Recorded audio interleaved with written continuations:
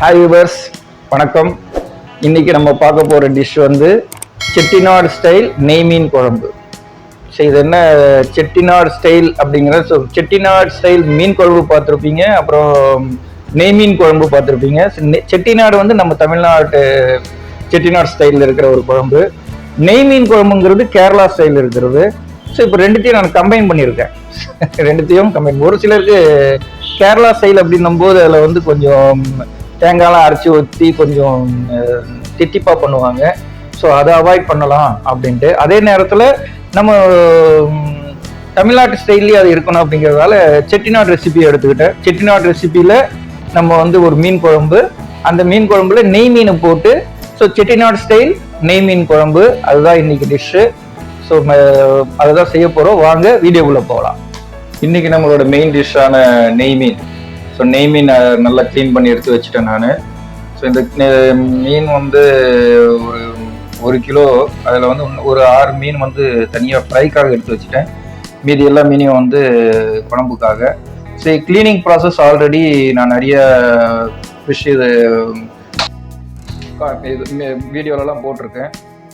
என்னுடைய steamed fish பண்ணுற வீடியோலும் காமிச்சிருக்கேன். இப்போ லேட்டஸ்ட்டாக போட்ட கிரில்டு ஃபிஷ்ஷு, அதுலேயும் வந்து ஃபிஷ்ஷை எப்படி க்ளீன் பண்ணுறதுலாம் போட்டிருக்கேன். ஸோ அது மாதிரி க்ளீன் பண்ணி இதை வச்சுக்குவோம். இப்போ குழம்புக்கு தேவையான மசாலா ரெடி பண்ண போதும். அதுக்கான இன்க்ரீடியன்ட்ஸ்லாம் என்னென்னு சொல்லிடுறேன். போடும்போதே சொல்கிறேன் ஒன்று ஒன்றா. அதுக்கு முன்னாடி நம்ம ஒரு சின்ன பேனில் கொஞ்சமாக குக்கிங் ஆயில் ஊற்றிக்குவோங்க. ஊற்றிக்கிட்டு அதில்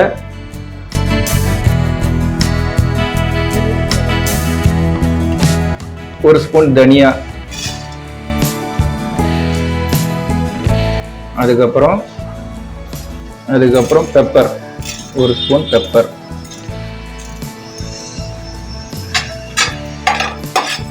சீரகம் எடுத்து வச்சு சீரகம் போட்டுட்டோம்.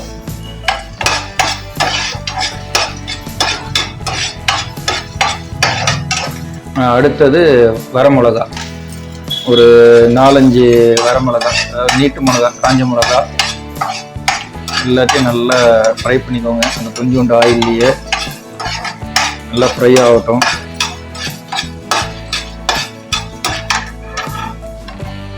சிம்மில் இருக்கு, கொஞ்சம் இன்க்ரீஸ் பண்ணாமல் மீடியம் ஃப்ளேம்லேயே பண்ணிக்கோங்க. மிளகா தனியாக அரைப்படுறதுல நல்ல அந்த வறுக்கிற ஸ்மெல் நல்லா வருது.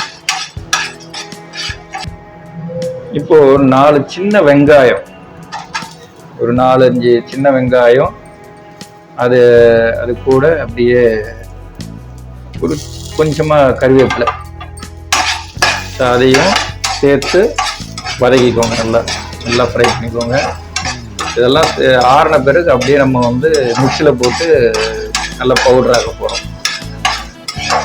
வெங்காயம் போட்டதால் கொஞ்சம் டேஸ்டியாக கூட வரும். ஸோ இதுதான் ப்ராசஸ். ஸோ ஒரு ரெடி ஆகிட்டார். இப்போது இதை கொஞ்சம் அப்படியே ஆற வைக்கிறோம். ஸோ புளி வந்து ஒரு எலுமிச்சம்பழம் சைஸு கொஞ்சம் அதிகமாகவே ஆல்ரெடி எடுத்து வச்சு நல்லா கொஞ்சமாக சால்ட்டு போட்டு அது சுடு தண்ணி போட்டு நல்லா ஊற வச்சுருக்கோம். ஓகேங்களா? இப்போ அதை வந்து ஸ்ட்ரெயின் பண்ணுறோம். ஒரு அரை மணி நேரத்துக்கு மேலே நல்லா ஊறிடுச்சு. இப்போ அவரை ஸ்ட்ரெயின் பண்ணிட்டு இருக்கோம். அந்த மாதிரி வடிகட்டி எடுத்துக்கோங்க.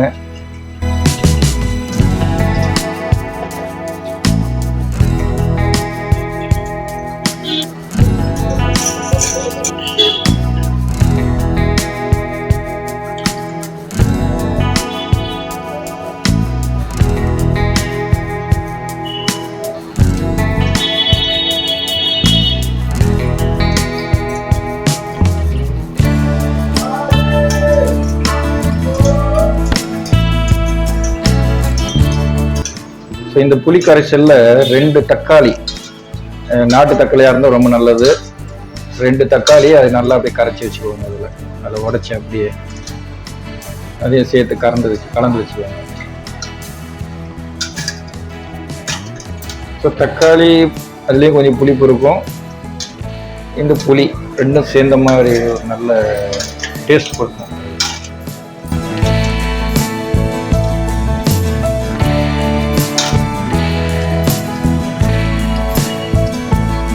புளி கரைச்சல்ல இப்போ குழம்பு மிளகாத்தூள் போடணும். 4 ஸ்பூனு வீட்லேயே அரைச்ச மிளகாத்தூள். ஸோ ஆல்ரெடி சொல்லியிருப்பேன், வீட்லேயே அரைச்ச மிளகாத்தூள்னா நீட்டு மிளகாவும் அந்த வரமிளகாவும் தனியாவையும் ஒன்றா சேர்த்து அரைச்சிடுவோம். ஸோ நிறைய இதில் வந்து தனித்தனியாக போடுவாங்க. வெறும் மிளகாத்தூள் அதுக்கப்புறம் தனியாத்தூள் மிக்ஸ் பண்ணி போடுவோம். நாங்கள்லாம் வந்து அரைச்சி வச்சுருவோம் வீட்டில் எப்போவுமே. ஸோ அந்த கன்சிஸ்டன்சி தான் முக்கியம். அதில் கலந்துட்டாங்க.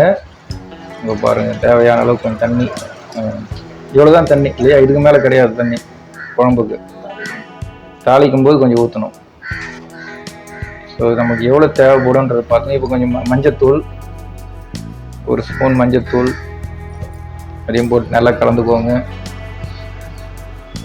ஸோ நம்ம ஒரு சின்ன பேட்டர் ரெடி பண்ணுற மாதிரி இது குழம்புக்கு ஒரு பேஸ் இதுதான். ஸோ குழம்புக்கு பேஸ் ரெடி பண்ணிட்டோம். ஆல்ரெடி நம்ம வந்து ஒரு மசாலா ரெடி பண்ணி வச்சுருக்கோம். அது இப்போது சூடில் இருந்து இப்போ காஞ்சிட்ருக்கு. ரைட், இப்போ அடுத்தது இன்னொரு சின்ன ஐட்டம் பண்ண போகிறோம். நம்ம குழம்பு தாளிக்கிறதுக்கு முன்னாடி இந்த ஐட்டத்தெல்லாம் நம்ம வந்து பச்சையாக அப்படியே அரைச்சி அந்த தாளிப்புல போட்டு வதக்கணும் இதை. ஸோ அதுக்கு நம்ம முக்கியமாக தேவையானது ஒரு 2 வெங்காயம், பெரிய வெங்காயம் அதை கட் பண்ணி வச்சுருக்கோம். 2 பச்சை மிளகா, ஒரு 2 அப்படியே புல் கருவேப்பிலையை 2 உரிச்சு வச்சுருக்கோம். ஒரு 10 பூண்டு, அந்த பூண்டு பல்லு 10 பல்லு பூண்டு இது.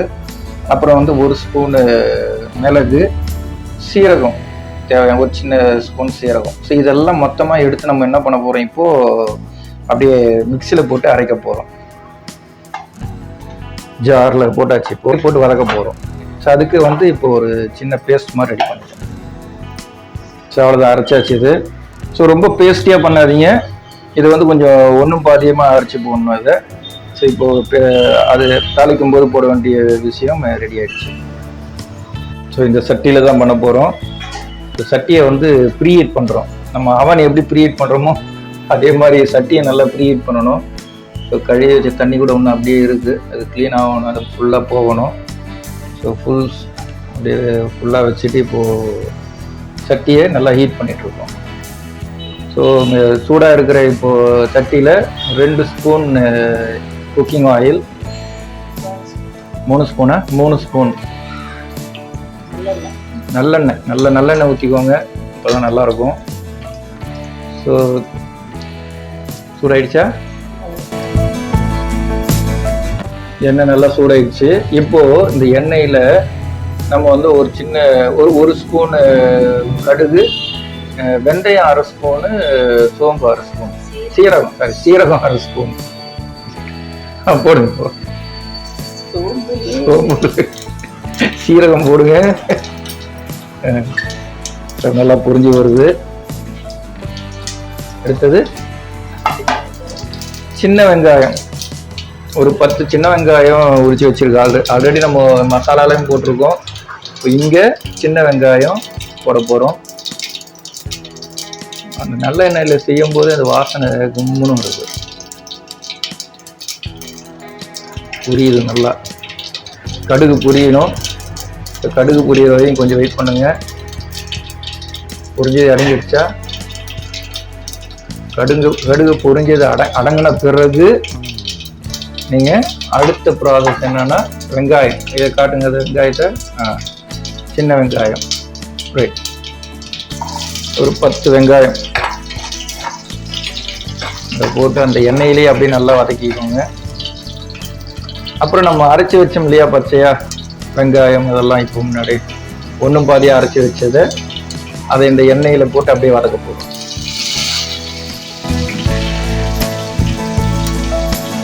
எல்லாத்தையும் மொத்தமாக வதக்கலாம்.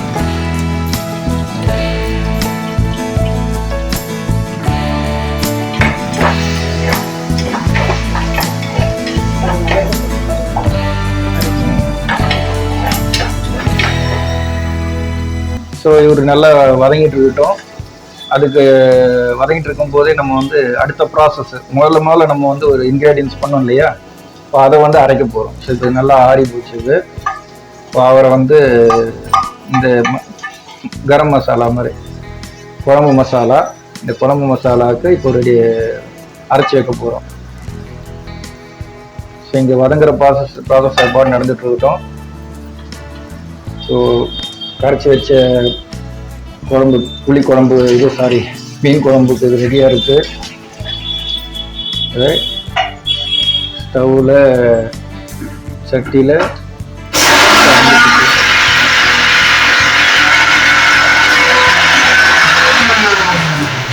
இப்போ அந்த மசாலா அரைச்சி ரெடி ஆகிடுச்சு. அரைச்ச மசாலாவை இப்போ இந்த ஆல்ரெடி வதங்கின்னு இருக்கு இல்லையா, குழம்புக்காக தாளிச்சு பண்ணிட்டு இருக்கோம், அதில் இப்போ போட்டிடலாம். ஓகே,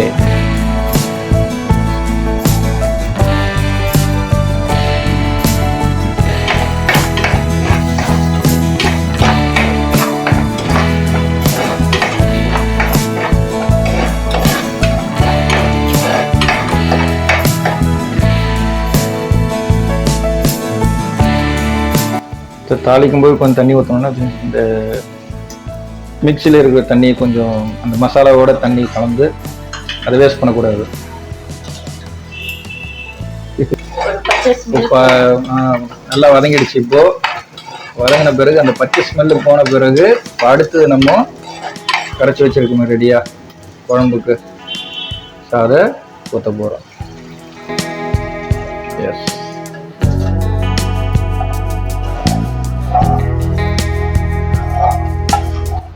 மீன் குழம்புக்கு எப்போவும் இந்த மாதிரி மண் சட்டி யூஸ் பண்ணுங்க. ஜென்ரலாக சமையலுக்கே மண் சட்டி யூஸ் பண்ணுறது நல்லது தான். அது இந்த மீன் குழம்புக்கு மண் சட்டியில் பண்ணி சாப்பிட்டீங்கன்னா அதனுடைய டேஸ்ட்டு வேறு லெவலில் இருக்கும். ஸோ அலுமினிய பாத்திரம் இந்த மாதிரி இதில் செய்யாமல் மண் சட்டியில் செஞ்சோம் அப்படின்னா சூப்பராக இருக்கும். உங்களுக்கு டேஸ்ட் இன்னும் சூப்பராக இருக்கும். அதில் இப்போது ஊற்றியாச்சு. ஸோ இதில் கட் பண்ணி வச்ச கறிவேப்பிலை, அதுக்கப்புறம் கொத்தமல்லி இதெல்லாம் மேலே போட்டுருவோம்.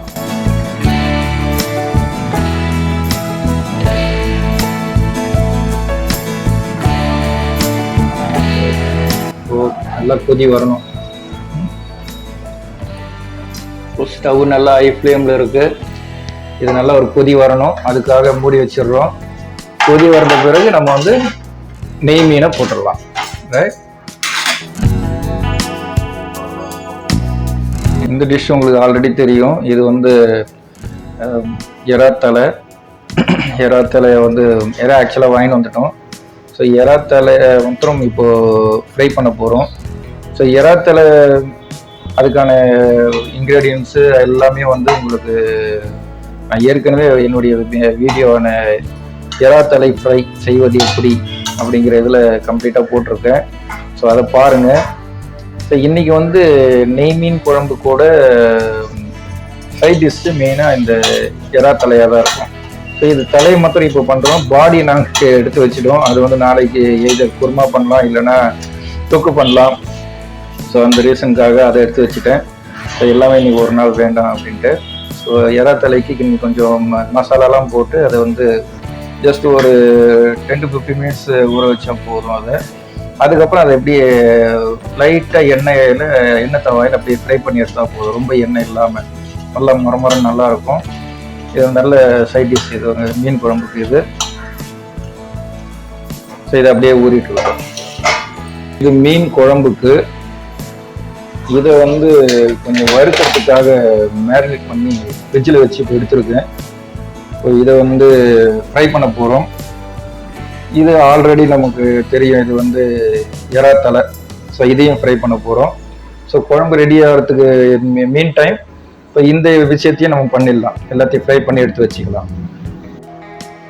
ஸோ இப்போது எறாத்தலை ஃப்ரை பண்ண போகிறோம். அதுக்கு கொஞ்சமாக தேங்காய் எண்ணெய் ஊற்றிக்கிறேன் நான். ஸோ அதுக்கு முன்னாடி கூட தேங்காய் எண்ணெயில் தான் பண்ணணும்னு நினைக்கிறேன். தேங்காய் எண்ணெயில் பண்ணிடலாங்களே, அந்த வாசனை எல்லாமே நல்லாயிருக்கும். எண்ணெய் சூடாயிடுச்சா? எண்ணெய் சூடாகட்டும். எண்ணெய் சூடாச்சுன்னா அப்படியே நம்ம இது மசாலாலாம் போட்டு பெசரி வச்சிருக்கிற எறாத்தலை. ஸோ இந்த எறாத்தலையை அப்படியே எடுத்து ஃப்ரை பண்ண வேண்டியது தான். பாருங்க, பக்கத்துலேயே நம்மளுடைய மீன் குழம்பு ரெடி ஆகின்னு இருக்குது. ஸோ மீன் டைம் எல்லாமே ஒரே டைம் எல்லாமே நம்ம செஞ்சிடுறோம். மீன் கொதி வந்துடும். கொதி வந்தோடனே அதில் மீனை போட்டு இறக்கி வைக்க வேண்டியிருக்காங்க. அதில் இறாத்தலை நல்லா ஃப்ரை ஆகிட்டு இருக்கு. நிறைய பேருக்கு அவ்வளோ இன்ட்ரெஸ்ட் இல்லைன்னு நினைக்கிறேன். உண்மையிலேயே சாப்பிட்டு பாருங்க செஞ்சு, அவ்வளோ முறைன்னு டேஸ்ட்டாக அவ்வளோ சூப்பராக இருக்கும் இறாத்தலை. கிளீனிங் பண்ணும்போதே அது கேட்டு வாங்கிட்டு வந்துடணும். அதையும் சேர்த்து க்ளீன் பண்ணி எடுத்து வந்துடுங்க. க்ளீன் பண்ணிட்டீங்கன்னா இந்த இறா அந்த பாடி வந்து சாஃப்டாக இருக்கும். பட் இது தலை வந்து அவ்வளோ கிறிஸ்பியாக இருக்கும். இப்போது இறா தலை ஃப்ரை ரெடி ஆயிடுச்சு. அடுத்தது நெய் மீன் ஃப்ரை. ஸோ அதுக்கும் அதே மாதிரி எண்ணெயை நல்லா தேங்காய் எண்ணெய் தான், தேங்காய் எண்ணெய் ஊற்றி வச்சுருக்கோம். நெய் மீனை ஆல்ரெடி மேரினேட் பண்ணி வச்சதால் அதை எடுத்து ஒன்று ஒன்றா ஃப்ரை பண்ணி எடுத்து வச்சுக்கலாம்.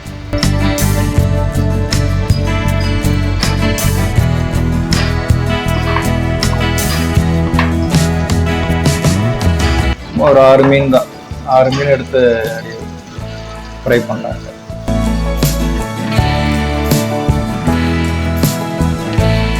ஸோ அந்த குழம்பு பாருங்கள் இன்னும் யோசிச்சுட்டு இருக்கு, இன்னும் ரெடி ஆகலை. ஸோ அந்த டைமில் வந்து நம்ம இதெல்லாம் செய்கிறோம். ஸோ நம்ம டைம் சேவ் பண்ணுறோம். ஆக்சுவலாக குழம்பு ரெடி ஆகிட்டு இருக்கு. கொஞ்சம் லைட்டாக ஸ்டீம் வர ஆரம்பிச்சிருக்குன்னு நினைக்கிறேன். இப்போ தான் குழம்பு ஸ்டீம் லைட்டாக ஸ்டீம் வந்துட்டு இருக்கு. அது வாசனை வரும் நல்லா. தெரியுதா உங்களுக்குன்னு தெரியல, அதில் பாருங்கள் ஸ்டீம் வருதா, ஸ்டீம் வந்துட்டு இருக்கு. ஸோ அந்த டைமில் நம்ம வந்து நெய் மீன் ஃப்ரையும் பண்ணிகிட்ருக்கோம், ரைட்டுங்களா? ஸோ ஆல்ரெடி எறா ஃப்ரை, எறா தலை ஃப்ரை ரெடியாக இருக்குது. சூப்பர் டிஷ் ஒன்று ரெடி ஆகிட்டு இருக்குது ஒரே டைமில். குழம்பு இப்போ நல்லா கொதி வந்துடுச்சு, தெரியுதா உங்களுக்கு? சூப்பராக கொதிக்குது, வாசனையும் வருது. ஸோ இது வந்து நம்ம வீட்டில் அரைச்ச மிளகாத்தூள் போட்டதால அந்த கலர் வந்து அந்த கன்சிஸ்டன்சி இதில் காட்டுற மாதிரிலாம் இருக்காது. கொஞ்சம் காஷ்மீரி சில்லி பவுடர் போட்டால் தான் அப்படியே ரெட்டிஷாக இருக்கும் குழம்பு. ஸோ இதுதான் நேச்சுரல் கலர் இது. இப்போ வந்து மீனை போட்டுடலாம். இப்போ நெய் மீன் ஒன்று ஒன்றா போட்டுடலாம். கழுவி வச்சிருந்த நெய் மீன் எல்லாம் இப்போ குழம்புல முழுகப்பூ போட்டு நல்ல மாற்றி ஒரு புரட்டை எடுத்துருங்க. இல்லைன்னா மீன் உடச்சிடும்.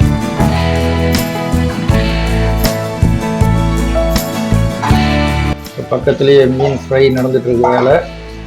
இந்த வேலையும் அப்படியே போட்டிருக்கு.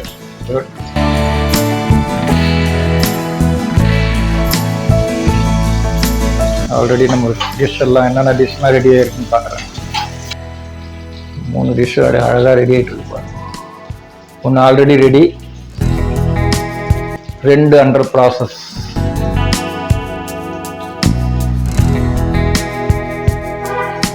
செட்டிநாடு ஸ்டைல் நெய் மீன் குழம்பு ரெடி. சூப்பராக இருக்குது, வாசனையாக இருக்குது. ஸோ இந்த குழம்பு வந்து நீங்கள் சாதத்தில் பற்றி சாப்பிட்லாம், அதுக்கப்புறம் தோசை இட்லி தொட்டு சாப்பிட்லாம், சூப்பராக இருக்கும். ஸோ செட்டிநாடு காரம் எல்லாம் இதில் உரைக்கும். அதில் நம்ம கேரளாவோட நெய் மீனையும் போட்டிருக்கோம். சாப்பிட்டு பாருங்கள் எனக்கு, அப்புறம் செஞ்சு பார்த்துட்டு கமெண்ட் பண்ணுங்கள். பாய்.